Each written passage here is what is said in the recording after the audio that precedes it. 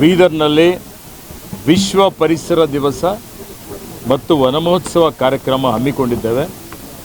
ಈ ಕಾರ್ಯಕ್ರಮದಲ್ಲಿ ಸಾವಿರಾರು ಜನ ಭಾಗಿಯಾಗಿದ್ದಾರೆ. ವಿಶೇಷವಾಗಿ ವಿದ್ಯಾರ್ಥಿನಿಯರ ಸಂಖ್ಯೆ ಅತಿ ಹೆಚ್ಚಿನ ಸಂಖ್ಯೆಯಲ್ಲಿದೆ.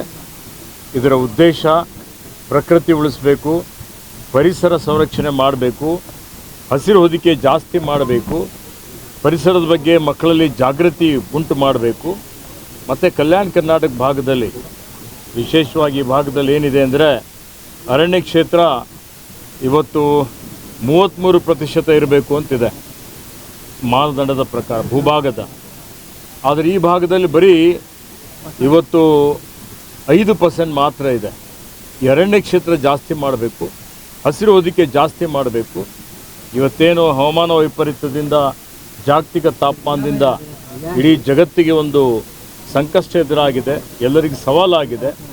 ಇದನ್ನು ಮುಂದಿನ ಪೀಳಿಗೆಗೆ ಇವತ್ತು ಸುರಕ್ಷಿತವಾದಂಥ ಭೂಮಿಯನ್ನು ಹಸ್ತಾಂತರ ಮಾಡಬೇಕು, ಅದರ ಬಗ್ಗೆ ಅರಿವು ಮೂಡಿಸಬೇಕು ಅಂತೇಳಿ ಕಾರ್ಯಕ್ರಮ ಹಮ್ಮಿಕೊಂಡಿದ್ದೇವೆ. ಇವತ್ತು ಈ ಹೋದ ವರ್ಷ 5 ಕೋಟಿ ಸಸಿ ನೆಟ್ಟಿದ್ದೇವೆ. ಈ ವರ್ಷವೂ 5 ಕೋಟಿ ಸಸಿ ನೆಡುವಂಥ ಒಂದು ಯೋಜನೆ ಇಟ್ಟುಕೊಂಡಿದ್ದೇವೆ. ಬೀದರ್ನಲ್ಲಿ ಒಂದೇ ದಿವಸ ಏಕಕಾಲದಲ್ಲಿ 1 ಲಕ್ಷ ಸಸಿ ನೆಡ್ತಾ ಇದ್ದೇವೆ. ಹೋದ ವರ್ಷ 15 ಲಕ್ಷ ಸಸಿ ನೆಟ್ಟಿದ್ದೇವೆ. ಈ ವರ್ಷ 20 ಲಕ್ಷ ಸಸಿ ನೆಟ್ಟು ಮುಂದಿನ ವರ್ಷ 25 ಲಕ್ಷ ಸಸಿ ನೆಡ್ತೇವೆ. ನಾನು ವಿನಂತಿ ಮಾಡ್ತಾ ಇದ್ದೇನೆ ತಮ್ಮ ಮುಖಾಂತರ ಎಲ್ಲ ವಿದ್ಯಾರ್ಥಿನಿಯರಿಗೆ, ಮಕ್ಕಳಿಗೆ, ಎಲ್ಲರಿಗೆ ಪರಿಸರ ಬಗ್ಗೆ, ಪ್ರಕೃತಿ ಬಗ್ಗೆ ಜಾಗೃತಿ ವಹಿಸಿ. ಮತ್ತು ಇವತ್ತು ನೀವೆಲ್ಲರೂ ಪ್ರತಿಯೊಬ್ಬರು ಸಂಕಲ್ಪ ಮಾಡಬೇಕು.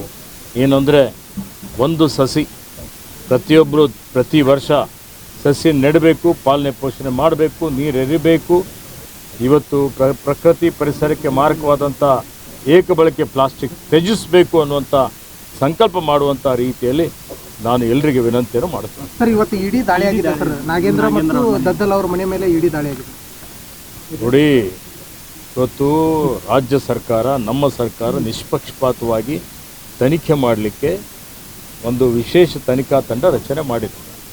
ತನಿಖಾ ತಂಡದವರು ತನಿಖೆ ಮಾಡಿದ್ದಾರೆ, ಆರೋಪಿಗಳನ್ನು ಪತ್ತೆ ಹಚ್ಚಿದ್ದಾರೆ.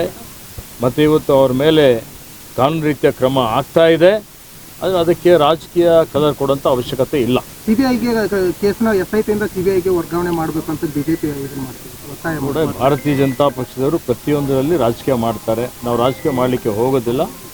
ಅದಕ್ಕೆ ನಾವು ಇವತ್ತು ನಿಷ್ಪಕ್ಷಪಾತವಾದಂಥ ಒಂದು ತನಿಖೆ ಮಾಡಿ ಹಣ ವಸೂಲಿ ಮಾಡಿ ತಪ್ಪಿತಸ್ಥರು ಇದ್ದವರಿಗೆ ಕಾನೂನು ರೀತಿಯ ಕ್ರಮ ಆಗ್ತದೆ. ರಾಮನಗರ ಜಿಲ್ಲೆ ಬೆಂಗಳೂರು ದಕ್ಷಿಣ ಕ್ಷೇತ್ರ ಮಾಡೋದಿಲ್ಲ, ರಾಮನ ಹೆಸರು ಇರೋದಕ್ಕೆ ಕಾಂಗ್ರೆಸ್ ಸರ್ಕಾರ ಆ ಜಿಲ್ಲೆಯ ಹೆಸರು ಬದಲಾವಣೆ ಮಾಡ್ತಿದೆ ಅನ್ನೋ ಪ್ರತಿಯೊಂದಕ್ಕೆ ಜಾತಿಗಳಲ್ಲಿ ಧರ್ಮಗಳಲ್ಲಿ ಒಡೆದಾಳುವ ನೀತಿ ಅನುಸರಿಸುವಂಥ ಕೆಲಸ BJP ಮಾಡ್ತದೆ.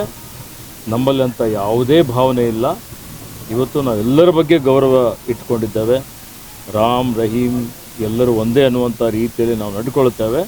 ಹೀಗಾಗಿ ಅದ್ರ ಬಗ್ಗೆ ಸರ್ಕಾರ, ಮಾನ್ಯ ಮುಖ್ಯಮಂತ್ರಿಗಳು, ಉಪಮುಖ್ಯಮಂತ್ರಿಗಳು ತೀರ್ಮಾನ ಮಾಡ್ತಾರೆ. ಅರಣ್ಯ